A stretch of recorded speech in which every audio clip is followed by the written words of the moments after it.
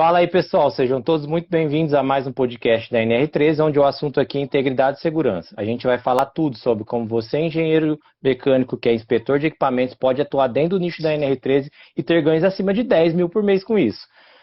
Nosso tema de hoje vai ser respondendo mais uma vez as perguntas da audiência. Eu estou aqui com ele, meu companheiro de live, Marcos Rosa, que é especialista na NR13. Como é que você está, Marcos? Cara, tô bem, queria desejar aí a todos aí um bom final de tarde, né? Começo de noite aí. Boa noite a todos. É um prazer estar aqui para falar com vocês um pouquinho mais sobre essa nossa especialidade, que é a norma NR13, né? Que cuida de vasos de pressão, caldeiras, tubulações e tanques metálicos. Um abraço a todos aqui, o pessoal que está firme e forte aí sempre nas lives, no Monitor Áudio. E vamos embora, cara. Tem pergunta pra caramba hoje aí, né? Hoje tem, hoje tem. É. Primeiramente, assim, aproveitando que você já falou, queria agradecer de coração a todo mundo que está mandando as perguntas, né? A todo mundo que está aqui. Eu já até comentei um pouquinho antes da gente soltar a vinheta, que tinha bastante gente. Então, galera, obrigado aí a todo mundo que está acompanhando. Realmente isso faz o trabalho aqui, tudo que a gente entrega, vale a pena. A gente percebe isso, faz muito sentido para nós, né, Marcos? Com certeza, com certeza. Ajuda, né? Porque, na verdade, assim, a gente não está preparando mais essas lives. A gente pega as perguntas e já responde. Pode ser, né, que alguém faça alguma pergunta que eu não sei responder, né? Ainda não aconteceu, mas Tá, pode acontecer. E aí a gente marca e responde na próxima. Então, na verdade, os isso aí. podcasts da NR13 estão sendo muito bem vistos, né? E o pessoal está gostando realmente desses formatos, desse novo formato do podcast da NR13. Porque ajuda todo mundo e às vezes a pergunta de Aham. um é a dúvida de outro. Então, todo mundo se ajuda. É isso aí, isso aí. Então vamos começar aqui e Vamos lá. tem bastante pergunta realmente. Eu vou começar aqui pela pergunta do Bernard Engenharia. Depois, se você estiver aí na live, você me vê se eu pronunciei corretamente. Ó, pode um tecnólogo assinar um serviço de vaso de pressão de NR13? Eu acho que quando ele fala isso, ele quis dizer ter a responsabilidade técnica, né? Eu entendi que foi Uhum. nesse sentido a Legal. pergunta dele. Vamos tentar ser bem concisos aqui, né? Sintactos. É, Vamos cara. tentar ser sintactos aí para tentar responder o máximo de pergunta possível. Vamos lá. Fala. Cara, a resposta. Pode. Tudo bem aí? Tá, tudo bem, pode seguir, pode seguir. Ah, então tá. É, a resposta é não, tá? O tecnólogo ele não tem formação ou a grade curricular necessária ou exigida como profissional habilitado. O profissional habilitado é o engenheiro mecânico ou o engenheiro naval. Esses dois aí eles são enquadrados, né, dentro da grade curricular dessas duas faculdades, principalmente os engenheiros mecânicos, né, que são mais comuns, são os profissionais habilitados, considerados profissionais habilitados pela NR13. Então, o tecnólogo é uma. Eu acho que tecnólogo é até uma graduação, né? Superior, de nível Superior, superior.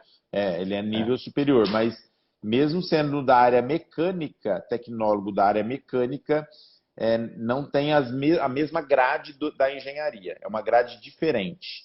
É a mesma coisa de eu falar assim, engenheiro civil e engenheiro mecânico não tem a mesma grade curricular. Então, para atuar na NR13 como profissional habilitado, precisa ter a engenharia mecânica ou engenharia naval que enquadra, que é a mesma grade. Tem até uma grade um pouco maior a naval. É isso aí. Espero ter Show de respondido aí bola. para você. Obrigado pela pergunta aí, Bernard Engenharia. Ó, tem uma galera aqui, ó, esse aqui, ó. AES, tá? Se eu estiver falando errado aí, o pessoal pode me corrigir. AES Engenharia e Execução mandou a seguinte pergunta. Obrigado pela pergunta aí, AES. Autoclave de clínica odontológica. Qual o tipo de inspeção segundo a NR13? Tá, coloquei a pergunta, tá na tela. Ó, autoclave, a grande maioria das autoclaves são enquadradas na NR13. Se você fizer o cálculo de produto PV, você vai perceber que elas têm um produto PV maior que 8, né? E a maioria das autoclaves, elas são usadas para esterilização, principalmente as de clínica odontológica, algumas autoclaves de hospitais, a maioria são para esterilização, tanto de instrumentos como de vestuário, roupa, lençol e etc. Agora, é interessante salientar que todas as autoclaves que têm o cálculo de produto PV maior que 8 são vasos de pressão enquadrados na NR13. Se estão enquadrados na NR13, né, aí entra a resposta direta à sua pergunta. Qual o tipo de inspeção, segundo a NR13? Se for novo, equipamento novo, inspeção inicial, periódica, extraordinária, todas as inspeções devem ser feitas e todos os parâmetros listados na NR precisam ser também atribuídos a esse equipamento, que é o quê? Tem que ter prontuário com memorial de cálculo e espessura mínima, precisa ter dispositivo de segurança, dispositivo de controle de pressão, precisa ter, dependendo do grau, da categoria, você tem que ter algumas outras atribuições também. Então, tudo isso tem que aplicar. É necessário aplicar todos esses requisitos, esses parâmetros de controle dentro da NR13 para autoclaves. E aí é o seguinte, mas a do meu dentista vai entrar na NR13 sim ou não? Tem que fazer o cálculo de produto PV. Se o PV for maior que 8, entra. Se for menor que 8, não entra. Essa é a resposta. Show de bola, show de bola. Vamos para a próxima aqui, seguindo, ó. Eu vou fazer uma aqui do Leandro_RI. Nunca fiz inspeção. Com o seu curso consigo? Acho que essa a gente pode deixar para o final, Márcio. O que você acha? Não, vamos falar Pergunta... já vamos responder. Está aqui na tela. Então vai lá. Está aqui na tela. Vamos lá. O nosso treinamento completo, o curso de alta performance em NR13 é o curso completo que a gente tem na nossa grade aqui. Por que esse é o curso completo? Por quê? Tem outros cursos? Tem. Por exemplo, hoje mesmo o Gustavo entrou em contato comigo no WhatsApp e falou, Marcos, nossa, eu me interessei aqui ele estava interessado no curso de alta performance, aí ele perguntou sobre o e-book. Pô, esse e-book aqui é esse preço mesmo? Ele até assustou, né? Porque o e-book custa R$ 97,00, né? Eu falei, cara, esse preço mesmo, mas o e-book, o que ele tem? O e-book tem os modelos de relatórios, então tem um modelo de relatório que nós usamos, inclusive, para caldeira, para vaso, tubulação e tanque. Então tem os modelos de relatório, o e-book. Tem também acesso a 3 planilhas de cálculo, que são cálculo para categorização, cálculo para, se eu não me engano, volume geométrico, né? E tem uma outra planilha que a gente entregou, que é para dispositivos, para equipamentos que trabalham com vácuo. Essas 3 planilhas fazem parte do e-book. E custa R$ 97,00. E além dessas planilhas e dos materiais de apoio, que são os modelos de relatório, o e-book também traz um mini curso de 5 aulas, que eu dou, inclusive, falando como usar, onde aplicar no mercado da NR13. Então, é um mini curso feito do e-book. Custa R$ 97,00. Aí ele falou para mim, isso aqui é isso mesmo o preço? Eu falei, cara, só que se você comprar o curso de alta performance, tudo isso aqui, você já vai ter no curso de alta performance. Então não precisa comprar o e-book. Aí ele falou, não, beleza, então eu vou entrar para o curso de alta performance. E esse curso, respondendo a pergunta aí, ele vai dar base, sim, para você fazer inspeção em qualquer equipamento dentro da NR13. Então você vai ter condições de fazer qualquer inspeção com base na NR13 dentro desse perfil, dentro desses equipamentos. Tem que tomar cuidado pelo seguinte, imagina que você sabe tudo de NR13, mas nunca fez uma medição de espessura. No treinamento, a gente fala sobre medição de espessura? Fala. Só que não tem um curso lá, um módulo sobre o ensaio, específico do ensaio. Então, você precisa saber o que é um LP, precisa saber o que é uma medição de espessura, o que é uma solda, né? O que é uma chapa. Essas coisas, apesar de a gente falar sobre tudo isso dentro do treinamento, você precisa realmente buscar mais informação para ir melhorando. Tem um treinamento, até esse vídeo, tem um vídeo de graça que está no YouTube, que fala assim, você pode procurar lá depois, quais equipamentos o engenheiro precisa, o PH precisa para iniciar na NR13. E lá eu mostro todos os equipamentos, por exemplo. Então, quer dizer, se eu mostro os equipamentos que ele vai precisar, já é o primeiro passo. Isso está de graça, está no YouTube, inclusive, está aqui no Instagram também. Enfim, o pessoal consegue ter uma base. Um outro exemplo, eu já tive feedbacks, né, e nem era aluno meu. O cara falou assim, ó, Marcos, eu comprei o seu curso de alta performance, né? Que o curso hoje, se você for na bio do meu Instagram, ele tem um custo de R$ 3.400 lá na bio. Qualquer um pode ir lá, R$ 3.497. Qualquer pessoa que está aqui na live pode ir na bio que tem lá o link do curso de alta performance, nesse preço. Tá? O cara falou assim, ó, cara, eu só de assistir as suas lives, só de assistir o seu conteúdo na internet, eu consegui começar a trabalhar na NR13, ele é engenheiro mecânico, ele começou a trabalhar na NR13 autônomo, e ele falou assim, ó, o dinheiro que eu ganhei trabalhando, pelo que eu aprendi nos vídeos gratuitos, eu comprei o curso. Olha Olha que só. legal. Então, isso mostra que dá para fazer dinheiro sem o curso? Dá.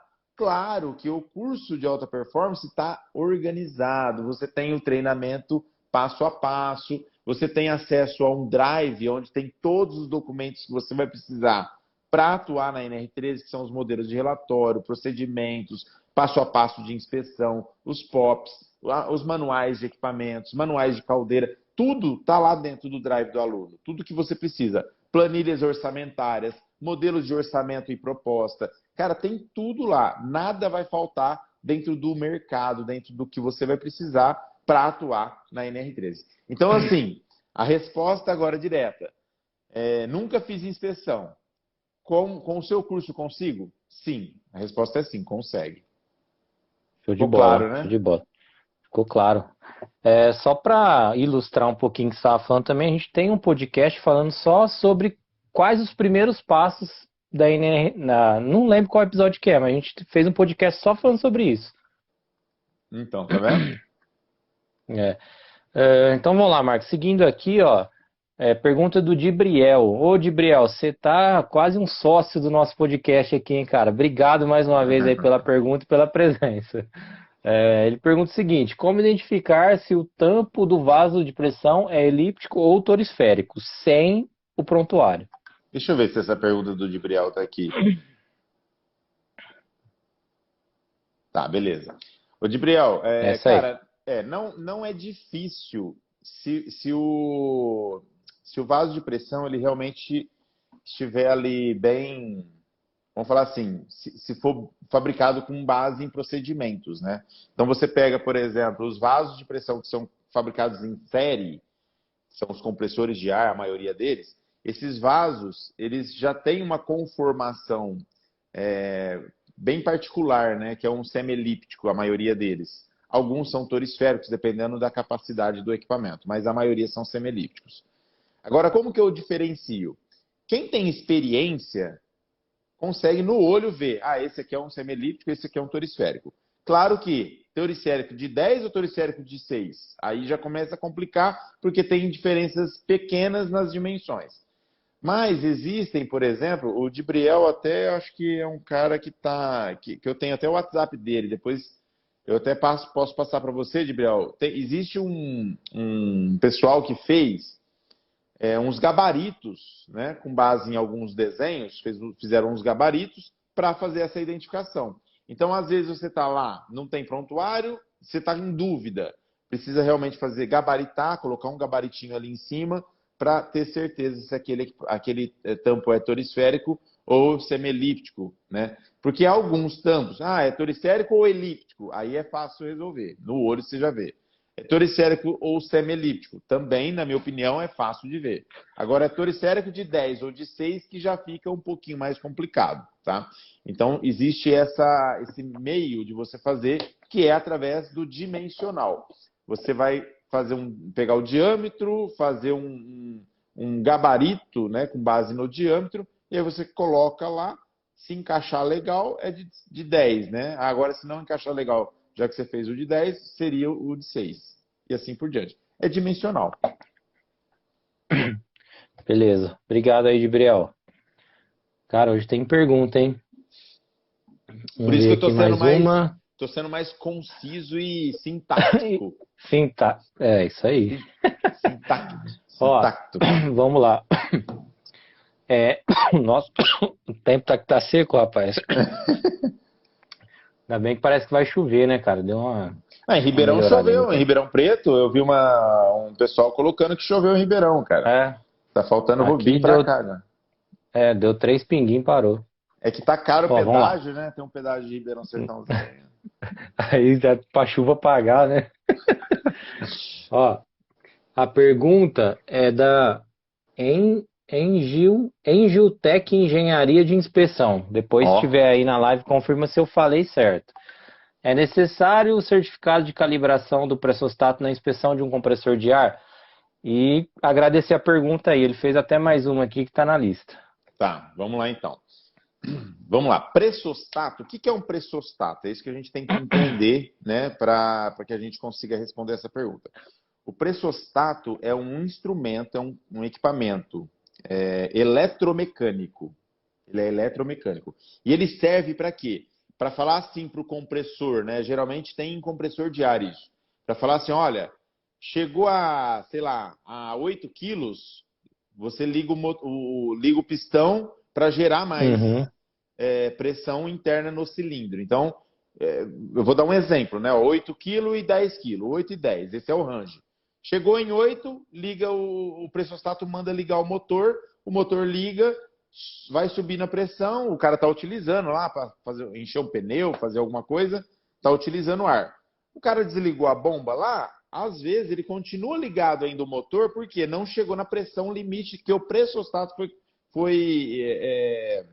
foi ajustado. Então, aí chegou em 10, o pressostato manda um sinal para o motor desligar. Então, o pressostato, ele é algo de processo e não de segurança. Olha que louco isso, cara. Às vezes o pessoal não entende, mas pressostato é processo e válvula de segurança, aí sim é segurança. Então, não necessariamente você precisa que o pressostato esteja calibrado, porque é claro que deve ter lá na norma, né, interna ou num procedimento interno da empresa manutenção daquele equipamento. E quando você fizer a manutenção do equipamento, o ideal é que você realmente faça também a manutenção do pressostato, para você verificar se o range de ajuste de pressão do pressostato está adequado, beleza? Mas não é ele que vai dar segurança para o equipamento. O que vai dar segurança para o equipamento é a PSV, ou a válvula de segurança. E a válvula de segurança ela é calibrada de acordo com a PMTA. É menor ou igual a PMTA. Geralmente, o pressostato ele desliga o motor do equipamento bem abaixo da PMTA. Quando a gente fala assim, esse equipamento, esse compressor de ar, ele trabalha com 10 quilos de operação. Esses 10 quilos é a hora que o pressostato desliga. Então, ele mantém ali em 10, sempre em 10, uhum. a maioria das vezes. Então tá. Então é entre 8 e 10 que tá. Caiu um pouquinho a pressão, tá em 8, liga de novo, sobe a pressão, desliga, liga, desliga, liga. E se acontecer o que vai abrir a válvula? Se o pressostato falhar e a pressão gerada subir além dos 10, chegou em 12, que é a PMTA, que é a calibração da válvula, ela abre e alivia, dando a segurança para o equipamento. É assim que funciona. Então, o pressostato não precisa de calibração e o pressostato não tem nada a ver com a NR13. Ele tem a ver com o processo de produção, o processo de utilização do equipamento. É isso aí. Só para complementar, Marcos, aí além da PSV, esses equipamentos também possuem manômetros para identificar a pressão que está dentro do equipamento. Então, o manômetro também tem que ter o certificado de calibração, além da PSV. Justamente, que é o dispositivo de controle. Exatamente, porque aí você vai saber a pressão que está dentro do equipamento e não o que o pressostato está mandando. Na verdade, mandando não, né? Ele está ajustado para ficar trabalhando dentro daquele range. Exato. Então vamos lá, podemos seguir Próximo? aí? Opa, vamos para a próxima. Vamos fazer essa aqui. Vamos seguir aqui com o Desculpa. Engiltec Engenharia de Inspeções. Vai. Engiltec, acho que agora acertei. Engiltec Engenharia de Inspeções. Galera, obrigado aí pela pergunta, hein? Inspeções periódicas de caldeiras ou vasos de pressão, é necessário fazer teste de estanqueidade? Não necessariamente, né? Não, a resposta é não. Porque quando você fala em inspeção periódica, o teste de estanqueidade é algo que você só vai fazer caso você queira tirar uma dúvida de um reparo, por exemplo. Então eu fui lá, troquei a tubulação da caldeira, uma caldeira flamo-tubular, que tem 2 espelhos, troquei lá 5 tubos, por exemplo. E aí eu fui lá e mandrilhei aqueles tubos nos dois espelhos, e eu quero saber se aquela mandrilhagem ficou ok. Eu posso fazer um teste de estanqueidade, que é um teste de pressão com um fluido incompressível, que seria a água no caso, é, até a pressão de operação, não preciso subir até uma pressão de teste hidrostático, né? Aí a estanqueidade é até a pressão de operação. Eu faço isso para certificar que aquele reparo ou aquela mandrilhagem está ok. Eu acho que é legal nesse sentido. Mas imagina que não apresentou vazamento, não tem nada, não foi feito reparo, nem substituição de tubo, né? Pegando como exemplo a caldeira. O profissional habilitado vai lá só para fazer uma inspeção periódica, que é a pergunta aí. Ele precisa fazer um teste de Uhum. estanqueidade? Não, não precisa. Quais são os ensaios para checar ou para fazer uma inspeção periódica? Medição de espessura sempre. Medição de espessura das paredes, né? Dos componentes controlados, que seria, no caso, espelho, espessura do tubulão principal, do tubulão de retorno, né? Do tubo de retorno, de algum coletor, se for uma mista, né? Você vai ter coletores. Se for mista também você vai ter a parede d'água, então tem que fazer a espessura das tubulações da parede d'água, enfim. Se for só plano tubular, não tem coletor, não tem parede d'água, e aí você faz as medições de espessura, isso sempre.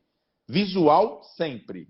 Avaliação visual, avaliação dos níveis de controle, nível de água, né? Precisa avaliar, das bombas, avaliação das bombas de alimentação, verificação também da questão se tem ou não ali sei lá, um dispositivo de emergência, né, para ligar as bombas caso falte energia. Então, tudo isso aí é necessário na inspeção periódica, correto? Mas o teste de estanqueidade não é necessário.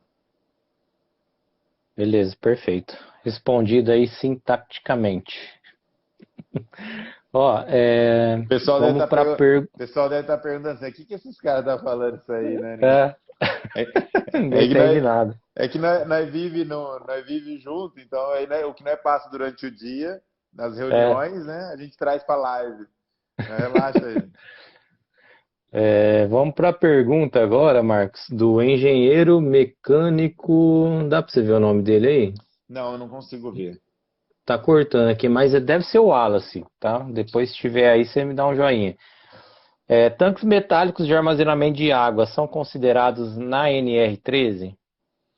Beleza. Ó, antes de responder a pergunta do engenheiro mecânico Alisson aí, quem quiser fazer pergunta, usa o card de pergunta, tá? Que tá aí embaixo do Vitor. Aí é um balãozinho com ponto de interrogação, tá bom?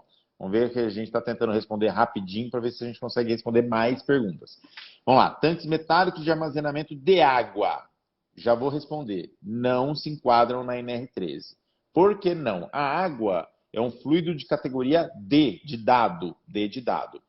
E os fluidos que se enquadram, os tanques que se enquadram, precisam ter necessariamente fluidos de categoria A ou B, que são fluidos letais, tóxicos ou inflamáveis, né? Então tem ali o nível de toxicidade que você tem que se atentar, claro.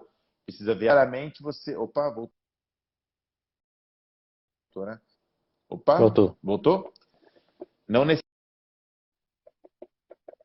necessariamente, não necessariamente você vai enquadrar esse de água na NR13. Ah, Marcos, então se é um tanque de água não tem risco nenhum? Claro que tem. Eu já vi tanque de água ter problema em solda de fabricação, problema de fabricação. E abrir, e cara, a água saiu com uma força tão grande que se tivesse alguém ali podia matar a pessoa. Então não é porque é água que não precisa de controle, precisa de controle, com base nas normas de fabricação desse tanque. inspeção de fabricação, acompanhamento de fabricação, é muito importante tudo isso. Mas esse tanque de água não entra na NR13. E claro que, então se esse tanque tivesse um fluido inflamável, com certeza entraria? Não também, você tem que fazer as avaliações que estão lá no item 13.2.1 da norma NR13, se eu não me engano, a linha E, tá? E lá você vai ter todos os dados, que é diâmetro tem que ser maior que 3 metros, que é 3.000 milímetros. Rapaz, os pernilongos estão me matando aqui hoje, hein? Você não tratou deles bem essa semana? Então, os pernilongos estão comendo eu aqui embaixo da mesa. E aí, voltando, né? Você precisa seguir todos os requisitos, os parâmetros para ver se enquadra ou não na NR13. Um exemplo, o tanque tem menos de 20.000 litros e é um fluido inflamável. Não entra na NR13 também. O tanque não é apoiado no solo, mas é um fluido A ou B. Também não entra. Então tem todos esses parâmetros. Que aí a gente não precisa entrar em detalhe aqui, mas você pode ir lá no item 13.2.1 da norma NR13. Beleza? Valeu, Alisson. Show de bola. Obrigado. Então agora vamos para a pergunta aqui do Murilo Restelli, que é quase um parceiro sócio nosso aí. Murilão, obrigado aí pela pergunta. E ele pergunta o seguinte: Restelli tá escrito aqui, só se eu... Confirma aí, Murilo. Restelli ou... Ó, ele pergunta o seguinte, pergunta bem interessante. Se o cliente não pagou, se ele pode cancelar a RT do trabalho que ele fez. Legal essa pergunta. Vamos lá, como que funciona a questão da abertura da RT? Quando eu estiver abaixando assim, viu, gente? Eu tô coçando a perna aqui que os pernilongos estão me comendo. Vamos lá. O que acontece quando você faz uma prestação de serviço, Rodrigo? Você é Murilo, Restelli, né? Tá certo. Murilo, olha lá. O Murilo, então vamos lá. Você precisa abrir uma RT, montar uma RT. A RT, geralmente, uma pergunta que muita gente faz, eu vou ser sintacto aqui para responder, é que quando você tem vários equipamentos... Marcos, eu tenho 3 caldeiras que eu estou fazendo a inspeção e 100 vasos de pressão, inspeção periódica de todos esses equipamentos. Eu tiro uma RT para cada equipamento? Não. Eu tiro uma RT para a caldeira e uma para os vasos? Não. É uma RT só para o pacote de serviço. Então a gente fala assim, sempre coloque na sua RT a informação do contrato, o número de contrato, que vai amarrar com a lista de equipamentos que você está inspecionando e sendo responsável por aquelas inspeções. Então esse é o primeiro ponto. Aí respondendo a pergunta dele, você abriu a RT, então eu vou abrir a RT antes de começar o projeto, antes de começar o serviço. Depois que eu terminei, eu fiz a entrega da documentação e o cliente pagou, ele me pagou já o serviço. Recebi a última parcela, sei lá que eu dividi em 3... em 3... Você está dando risada. Matou. Eu dividi em 3... Não matei não, escapou. Eu dividi em 3 parcelas para o cliente. Na terceira parcela eu recebi, beleza, eu acabei aquele trabalho. Eu vou lá e dou baixa na RT. Dou baixa na RT depois que eu recebi. Por que eu estou falando depois que eu recebi que eu dou baixa na RT? Porque, por causa dessa pergunta do Murilo. Imagina que o cara deu cano, né? Deu calote, o cara foi inadimplente. Sei lá, foi inadimplente na última parcela. Pagou 2, mas ficou devendo 1. Eu posso ir lá e cancelar a RT. Antes de dar baixa, eu consigo cancelar. Então, você só vai dar baixa depois que você recebeu todo o projeto. Porque aí você consegue sim cancelar. Se você, por exemplo, deu baixa na RT, logo na hora que terminou o trabalho, deu baixa, antes do cara te pagar, e o cara não te pagar, aí você não consegue cancelar. Automaticamente não.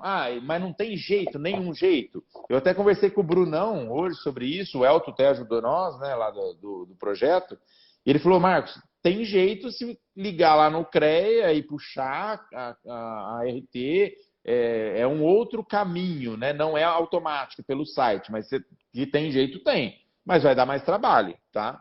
Então, essa é a opção melhor a se fazer. O profissional habilitado fez o serviço, emitiu a RT, entregou para o cliente, tirou, pagou tudo certinho. Vai deixar ela em aberto até receber. Recebeu tudo, aí vai lá e dá baixa na RT. Lembrando que quando dá baixa na RT, não significa que você não é mais responsável. Porque a RT ela está linkada direto com o seu relatório. No seu relatório, tem uma data da próxima inspeção. Então, a sua data da próxima inspeção é a data que você vai ser responsável por aquele equipamento. Prontuário reconstituído, você vai ser responsável até o fim da vida útil do equipamento. Olha que louco. Então, por isso que prontuário tem que custar mais caro do que uma inspeção periódica, por exemplo. Então, é isso aí, ô Murilão. Boa pergunta sua, cara. Obrigado, viu? Legal, legal. Ô Marcos, agora nós estamos bem intacto, né? Tá tendo um tempinho aí, então eu vou pedir pra galera, quem quiser fazer alguma pergunta aí pra colocar no card, Ó, o e aí Murilo, se sobrar um... o Hã? Murilo falou assim, ó, bah, acho que ele é do Sul, né? Bah, eu É, nunca dei baixa. Ele nunca, você tá, é que ele tá ele- responsável aí dos equipamentos lá de trás. Mas é. assim, ó, deixa eu só comentar aqui, aproveitar que o Murilo colocou aqui que ele nunca deu baixa. Murilo, não, cara, não se envergonhe por isso, não tem problema. Todo mundo está aqui para aprender. E outra coisa que eu vou falar sobre a RT que é importante, quando você dá baixa na RT, olha que legal, você pode pedir para o seu cliente fazer um documento. Como que chama aquele documento que a gente sempre pede quando é empresa, principalmente empresa pública, né, que pede muito, que é como se fosse um histórico da... Quem lembra aqui na live o que eu estou falando, escreve aqui. É um histórico de atividades, um histórico Deixa eu ver, nunca dei baixo também, o Diego falou. Coloca aí, gente, quem lembra da palavra? É um histórico de atividade. Acervo técnico, olha lá, os caras estão fera. Tô falando, É ó, o Robertão, é o o By, não, Robertão é o foda. By 2 colocou aqui, ó. O É By o 2. Roberto, É o é o Roberto? Roberto, olha lá, ó o Murilo, certidão de acervo técnico. Isso. Então, assim, quando você dá baixa, você pode pedir para o seu cliente fazer uma declaração de acervo técnico. E aí você manda para o CREA homologa aquela certidão de acervo técnico. E você vai mantendo um acervo técnico, né, sobre a NR13, por exemplo, sobre os trabalhos que você executa lá no CREA. Amanhã ou depois você vai fornecer para uma empresa top, uma empresa multinacional, os caras vão pedir isso aí. Aí você vai falar, não, me dá o meu acervo técnico aqui. Você vai ter uma pasta de acervo técnico de tudo que você faz. Sempre traz isso para você, porque é muito importante. Então, se você nunca deu baixa, cara, comece a dar baixa e pedir o acervo técnico para o seu cliente. Se você tem dúvida, me chama no direct aqui, eu posso te ajudar quanto a isso aí também. Beleza? É isso aí, Show galera. de bola. Então vamos seguindo aqui. Primeiro eu queria agradecer mais uma vez e lembrar, quem quiser pôr pergunta aí, sobrar um tempinho a gente responde. Vamos para a pergunta do Bruno agora. Só lembrar aqui o perfil dele, é o engenheiro Bruno SS, o sobrenome dele eu não lembro. Mas vamos lá, o Brunão pergunta o seguinte: como orçar inspeção, TH, reconstituição de prontuário para dois boilers horizontais revestidos de isolamento de aproximadamente 1,5 metro de diâmetro e 2,5 metros de comprimento? Dois vasos menores, aproximadamente do tamanho de vasos compressores e vários trechos de tubulação? Cara, é uma pergunta grande essa, hein? Talvez não dê para a gente dar uma resposta assim intacta, não vou conseguir. Mas vamos É, lá. se Eu você me entendi. permitir, Sim, pode falar. Você quer responder não, essa? não, eu só ia comentar que todo o É, orçamento ele é baseado em tempo, em hora isso, técnica. eu ia começar falando isso. Tudo é baseado em Isso. tempo. Então vamos lá. Eu vou colocar aqui o tempo que eu gastaria para fazer essa inspeção. Então eu consigo até formar um preço aqui pro Bruno, né? Para que ele entenda como que ele vai precificar isso. Mas vamos lá. Se são dois boilers de água quente, né? Pelo tamanho aí, são equipamentos de médio porte, não são equipamentos de grande porte. Uma escada talvez já é o suficiente para o cara fazer, porque deve estar ou num hotel, ou num hospital, ou numa escola, numa universidade. Então não é algo que vai te exigir, talvez assim, não pode usar escada, tem que ser PTA. Não, eu acredito que nada disso. Então eu vou considerar aqui escada para você fazer a parte de cima, superior, e dois equipamentos de médio porte. Aí ele falou que tem mais dois de pequeno porte, do tamanho de um compressor de ar. Esses quatro equipamentos para fazer uma inspeção periódica, cara, dá para fazer em um dia. Isso aí. Dá para fazer em um dia. Então, inspeção periódica dá para fazer em um dia. Claro que você vai precisar de mais um dia para resolver toda essa questão, fazer os relatórios, as avaliações, né? Então você vai precisar, vamos colocar 2 dias, certo? Se eu não tenho custo de mobilização e desmobilização, o que é mobilização e desmobilização? Se o negócio está do lado da minha casa, então eu não preciso nem de carro. Eu vou atravessar a rua e vou na empresa. Então eu estou considerando isso também. Por que eu estou considerando isso? Se tiver um custo de deslocamento, cara, você tem que avaliar de acordo com a distância. Ah, eu vou viajar um dia para ir, um dia para voltar, vou precisar de 4 hotéis, vou precisar de alimentação, vou precisar de um monte de coisa que eu não estou calculando aqui. Então, quanto tempo? Eu falei 2 dias de execução. Se não tem mais nada, é só 2 diárias. Quanto que custa uma diária de um profissional habilitado? É isso que você tem que entender. Se eu quero ganhar 10 mil reais por mês, ó, eu quero ganhar 10 mil reais por mês. E no mês eu tenho 20 dias a trabalhar, então quanto vai custar isso? Tá? Ah, mas quer dizer que eu vou dividir 10 por 20 dias, então vai dar 500 reais, então eu vou cobrar 1.000? Não, não é isso que eu estou falando. Salário é uma coisa. A sua empresa, qualquer empresa tem que ter lucro. Qualquer empresa tem que ter lucro, né? Senão não sobrevive. Então, além do Prolabore de 10 mil, você tem que dar lucro para a sua empresa.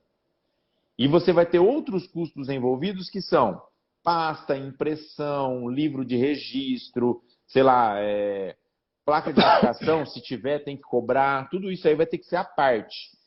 Esse é um trabalho que você precisa cobrar, em média, R$ 3.600 para fazer. Em média. Entre R$ 3.600 e R$ 5.600 para fazer. Então, é mais ou menos isso que você vai cobrar, viu, Bruno? Agora, nossa, Marcos, mas você me deu um range aqui de 3.600 a 5.600. Por que eu estou dando esse range? Porque, às vezes, você demora mais do que eu. Eu, por exemplo, poderia cobrar 3.600 mais os custos do deslocamento. R$ 3.600 mais os custos de deslocamento. Se é zero custo de deslocamento, dá para me atravessar a rua, não gasto uma xícara de combustível para ir, R$ 3.600. Se eu tenho custo de deslocamento, eu vou gastar mais R$ 3.000 para ir lá na empresa, entre alimentação, combustível, carro e tudo mais. Aí eu vou cobrar 6.600. Entendeu? Eu acredito que o Bruno deve ter entendido, porque, assim, mais simples do que essa explicação, eu acho que é impossível. Né? Mais simples do que isso. No curso, o Bruno é aluno nosso também do curso de alta performance. Lá no curso, Bruno, no módulo 15, a gente fala sobre elaboração de propostas, precificação. É um módulo só para a área comercial. Você assiste lá, tem uma aula falando sobre isso. Eu já falei para ele já sobre essa aula, eu acho. O Bruno já sabe dessa aula, deve ter assistido já. É que ele está meio que engessado aí. Então, Bruno, presta atenção. Tempo. Sempre é tempo. Ah, Marcos, mas eu não quero só ganhar 10 mil, eu quero ganhar 40 mil. Beleza. É a sua opção. Você pode fazer isso? Pode. Vai ser mais difícil de você conseguir vender. Porque está muito fora do padrão normal do mercado. Até 10 mil, eu acho que está dentro do padrão normal do mercado. Apesar que eu tenho uns parceiros aí agora, eu até queria falar, eu vou fazer uma live com um engenheiro aí que fala sobre como ser um engenheiro autônomo, né?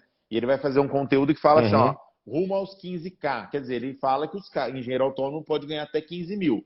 Eu acho também, por isso que eu falo que é mais de 10. Tanto é que no começo da sua live, né, Vitor, você sempre fala, cara, você quer ganhar mais de 10 mil reais por mês? 15 mil é mais que 10. Então ele está certinho. É possível ganhar mais de 10 mil reais por mês?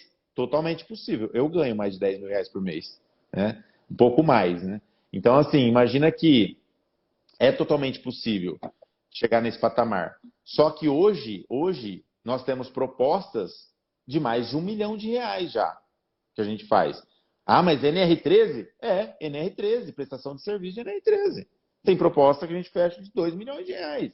E como que consegue chegar nesse patamar? Cara, fazendo o que a gente faz. Entregando conteúdo de qualidade, fazendo o que é certo sempre. Né? Hoje mesmo o pessoal falou assim, nossa, Marcos, eu estou fazendo inspeção de 4 equipamentos num cliente e o cara me contratou agora a primeira vez. Eu cheguei lá, o último relatório estava aprovando, mas não tem prontuário. Como que o cara aprovava sem prontuário? Eu falei, cara, você não entendeu ainda que infelizmente, tem muita gente ruim no mercado, atuando no mercado, e esses caras conseguem clientes. Por que eles conseguem clientes? Porque o cliente sabe menos ainda do que ele. O cliente sabe menos. E o cliente acha que uma folha de papel é o que vai precisar para resolver a situação dele, que é a própria ART. Entendeu? Então é isso aí, Brunão. Segue essa linha aí. Lembra não? Ô Marcos, tem mais alguma coisa aí? O pessoal deixou. Eu acredito que essa tenha sido a última que a gente separou aqui. Ó, eu tô com 13%. Rapaz, mas Tem um monte de pergunta aqui, né? Eu tô com 13. caramba. Não, eu olhei a hora aqui, já deu quase 1 hora de live. Já deu 44 minutos. Eu tô com 13% de bateria. Eu consigo responder mais uma, tá? Deixa eu procurar uma aqui legal. Deixa eu ver aqui. Vou pegar uma fácil aqui para ser mais intacto. É. Vai pegar isso aí, hein? Você vai ver. Aqui vai chover de gente perguntando. Repita sobre os tampos dos vasos de pressão. Cheguei atrasado. O Igor falou para mim repetir sobre os tampos, mas depois você pega a live, viu, Igor? Vai ficar aqui salva no IGTV. Uma inspeção periódica, compressor. Quais são os itens obrigatórios a serem inspecionados? Vamos ver essa aqui, ó. Essa aí. Faz essa aí, Vitor, para a gente fechar. Edinaldo, engenheiro mecânico. Obrigado, Edinaldo, pela pergunta. Vamos lá. Em uma inspeção periódica de um compressor, são os itens obrigatórios a serem inspecionados? Beleza. Como é periódica, né? Então nós vamos falar só da inspeção em si. Primeira coisa que você tem que fazer, Edinaldo, é a avaliação documental. Tá? Lembrou? Ó, acabei de falar isso agora, que um aluno meu estava inspecionando 4 equipamentos e não tinha prontuário e o antigo PH estava liberando, estava aprovando sem falar nada. Tá? Então vamos lá. Primeira coisa, documento. Chegou lá, já pede o documento. Olha, eu vou dar um exemplo. Conferiu o documento, está tudo certo. É um compressor de ar da Chaperini ou da Schultz, por exemplo, que tem lá, vem, né, o manualzinho, vem porque ele é fabricado em série, é a primeira inspeção periódica, então vai ter lá o prontuário com tudo certinho. O pessoal faz realmente tudo certo, que é fiscalizado pelo Inmetro. E aí, você pegou aquilo, olhou, tudo certinho, beleza, foi no campo, vai fazer o quê? Medição de espessura, né? Dependendo se a periódica for interna, você precisa fazer um visual remoto, que é através de um endoscópio. Se não for interna, se for só externa, é só medir espessura e avaliação visual. Procure sempre drenar o compressor de ar e fazer as medições de espessura na parte de baixo, principalmente. Você pode medir espessura em vários pontos, né?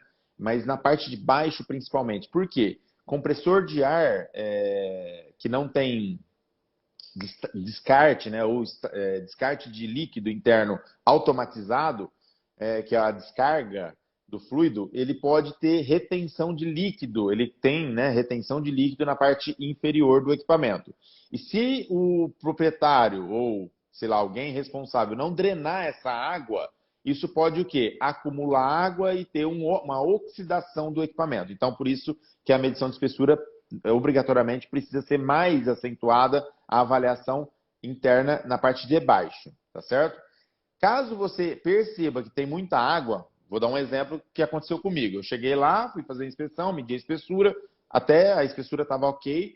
E aí eu perguntei para o mecânico, falei, ó, de quanto em quanto tempo você drena a água do equipamento?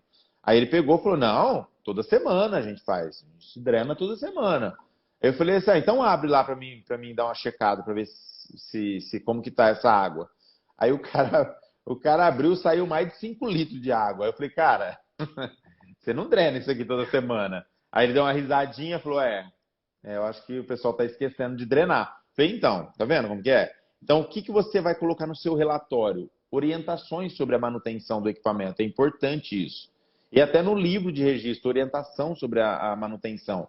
Deve ser drenado de forma constante e periódica, a cada 10 dias, o líquido interno. Precisa colocar isso com base no quê? Com base do manual, né? Então, você olha lá o manual do equipamento, vê lá de quanto em quanto tempo ele pede para drenar e coloca no seu relatório e no livro de registro, na sua ocorrência.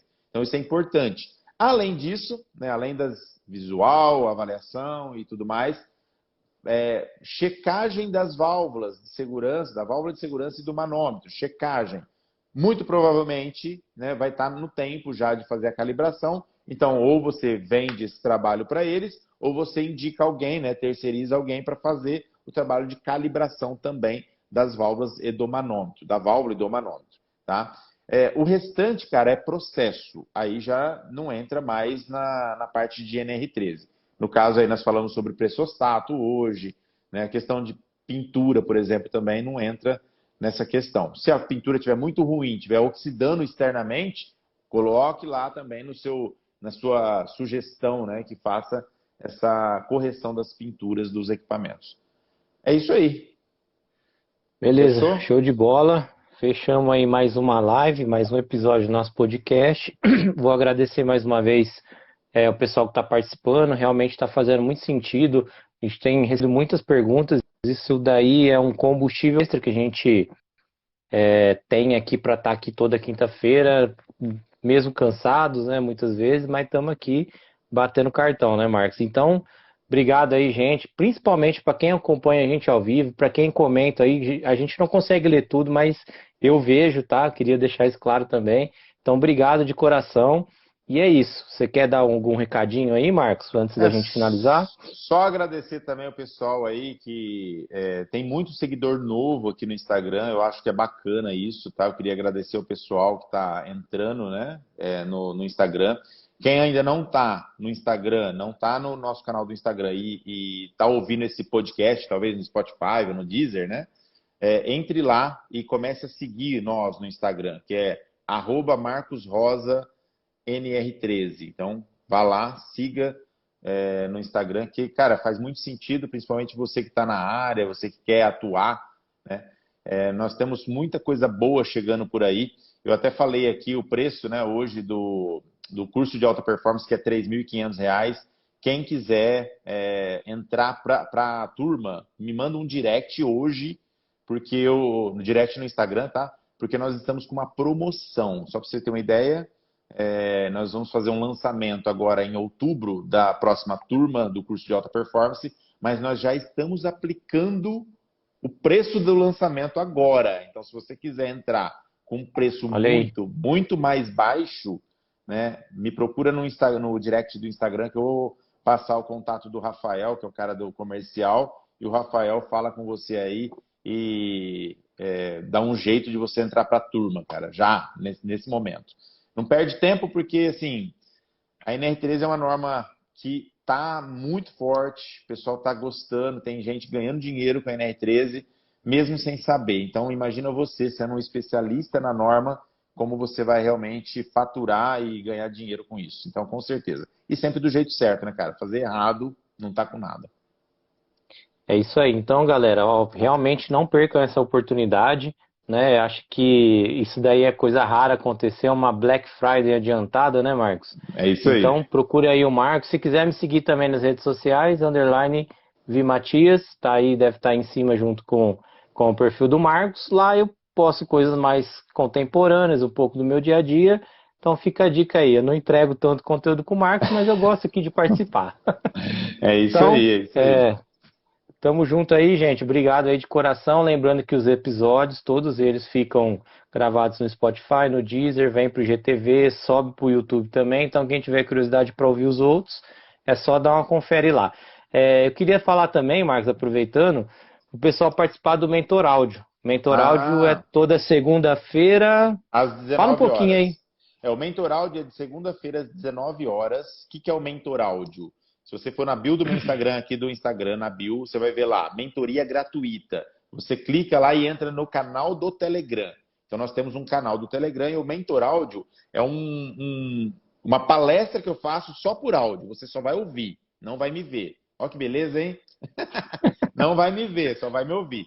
E aí, eu faço um conteúdo de 10 minutos sobre um tema e depois eu abro para responder perguntas. Então, cara, tem muita gente já participando, tá dando... Igual aqui, ó, hoje a gente chegou aqui a 26 pessoas, né? O Mentoral é de 20 a 30 pessoas também. O pessoal participa bastante e tem muito conteúdo bom lá dentro do Telegram. É legal você participar do Telegram, por quê? Porque lá a gente coloca todas as informações, né, que vão para os grupos de WhatsApp também. Se você não está no grupo de WhatsApp, fique atento no Telegram, que lá a gente coloca todas as informações e tem o UP, né, que é o Mentor Áudio. Segunda-feira, às Legal, 19. Tamo junto então e fica a é só o dica aí. começo. Valeu, galera. Obrigado aí mais uma vez. Um abraço.